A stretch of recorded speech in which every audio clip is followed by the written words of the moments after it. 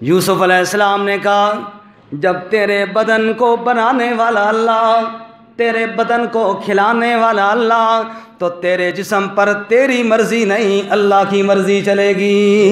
اذ الحکم، بولو بھائی، اذ الحکم الا للہ، اذ الحکم۔ یہ فحاشی اور عریانی کا نعرہ ہمارے ملک میں کہاں سے آ گیا کہ میرا جسم میری مرضی؟ اللہ فرماتے ہیں نا تیرا جسم تیری مرضی نہیں، هو الذی یصورکم فی الارحام کیف یشاء۔ جب تیرا جسم بن رہا تھا نہ کوئی مشیر مشورہ دے رہا تھا، نہ کوئی کاریگر بتا رہا تھا کہ یوں بنانا ہے۔ اللہ کریم فرماتے ہیں قرآن پاک میں فی ای صورت ما شاء رکبک، جس صورت میں تیرے رب نے چاہا اسی صورت میں تجھے بنا دیا۔ نہ بابا تیری مرضی نہیں، تیرے باپ کی مرضی نہیں، تیری ماں کی مرضی نہیں، تیرے کسی دوست کی مرضی نہیں، مرضی تیرے وجود کے بنانے میں جب اللہ کریم کی تھی نا، اللہ کریم نے کسی سے مشورہ نہیں لیا۔ اگر وہ ایک آنکھ پیدا کرتا، نابینا پیدا کر دیتا، اگر وہ بہرا پیدا کر دیتا، وہ لولا لنگڑا پیدا کر دیتا، وہ اعضاء تیرے ناقص بنا دیتا، ساری کائنات مل جاتی، پیدائشی نابینے کو نظر کوئی نہیں دے سکتی، ساری کائنات مل جائے پیدائشی بہرے کو سنوا نہیں سکتے۔ اللہ کریم قرآن میں کہتے ہیں نا بندے تیرے جسم پر تیری مرضی نہیں، تیرے جسم پر تیرے رب کی مرضی ہے۔ ان الحکم الا للہ، حاکم اللہ کریم کی ذات ہے۔ جب تیرے جسم کو بنانے میں اس کا کوئی شریک نہیں، وہ اکیلا بنانے والا بنا رہا تھا، تو پھر اللہ کریم قرآن میں کہتے ہیں قل للمؤمنین یغضوا من ابصارہم ویحفظوا فروجہم۔ میرے محبوب یہ جو میرے ایمان والے بندے ہیں نا، توجہ کرنا، یہ بات اگر کوئی کافر کہے نا کہ میرا جسم میری مرضی، تو شاید بندہ کہے یار اس کو پتہ ہی نہیں، ایماندار ہی نہیں ہے۔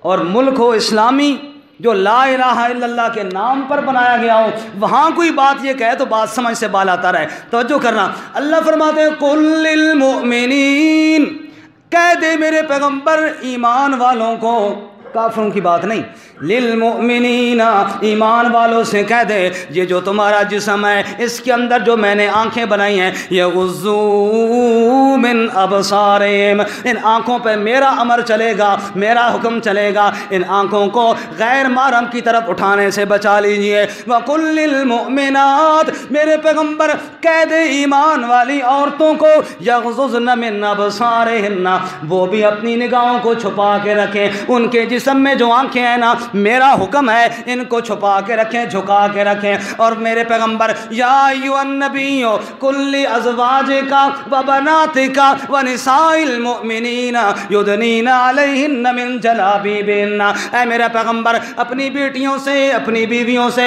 امت کی عورتوں سے کہہ دیجئے پردہ کر کے گھر سے باہر نکلا کریں۔ میرے جسم پر میری مرضی نہیں، تیرے جسم پر تیری مرضی نہیں، میرے تیرے جسم پر جسم کے خالق کی مرضی چلتی ہے۔ اگر میرے جسم پر میری مرضی ہے تو میں بوڑھا کیوں ہو جاتا ہوں؟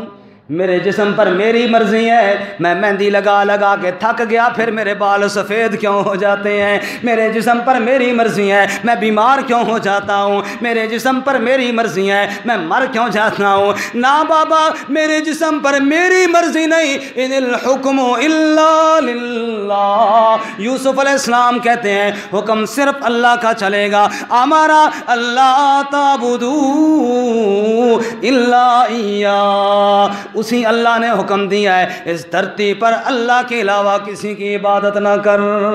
ذالک الدین القیم، یہ بڑا مضبوط دین ہے جو اللہ کریم کے پیغمبر یوسف علیہ السلام بتا رہے ہیں، یہی مضبوط دین ہے۔ علامہ اقبال مرحوم نے کہا تھا نا، وہ ایک سجدہ جسے تو گراں سمجھتا ہے، ایک رب کے سامنے جھکنا جسے تو اپنے لیے مشکل سمجھتا ہے، جسے تو گراں سمجھتا ہے، ہزار سجدوں سے آدمی کو دیتا ہے نجات، در بدر کے دھکوں سے تجھے نجات مل جائے گی۔ رب کے سامنے سجدے شروع کر دے۔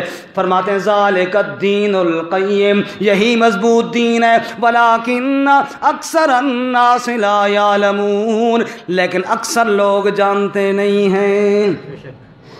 یہاں تک یوسف علیہ السلام نے تعارف کے بعد تقریر کی، اللہ کی وحدانیت کو بیان کیا۔ اب ان کے خواب کی تعبیر بس 2 منٹ میں مختصر عرض کرتا ہوں۔ پھر انہوں نے خواب یہ سنایا تھا کہ ایک نے کہا تھا میں شربت نچوڑ رہا ہوں، تیار کر رہا ہوں، دوسرے نے کہا تھا میں نے سر پہ روٹیاں اٹھائی ہیں، پرندے اس سے کھا رہے ہیں۔ اب تعبیر، یا صاحب السجن، اے میرے جیل کے دوستو، اما احدکما فیسقی ربہ خمرا، ایک کی تعبیر یہ ہے وہ آزاد ہو جائے گا اور جیسے اپنے مالک کو، بادشاہ کو پہلے شربت پلایا کرتا تھا اسی طرح پھر پلانا شروع کر دے گا۔ وَأَمَّا الْآخَرُ، جو دوسرا ہے فَيُصْلَبُ، وہ سولی پہ لٹکا دیا جائے گا۔ پھر کیا ہوگا؟ فَتَأْكُلُ الطَّيْرُ مِن رَأْسِهِ، لاش لٹکا دی جائے گی، پرندے اس کا گوشت نوچ نوچ کے سر سے کھائیں گے، بھیجا نکال نکال کے کھائیں گے۔ قُضِيَ الْأَمْرُ الَّذِي فِيهِ تَسْتَفْتِيَانِ،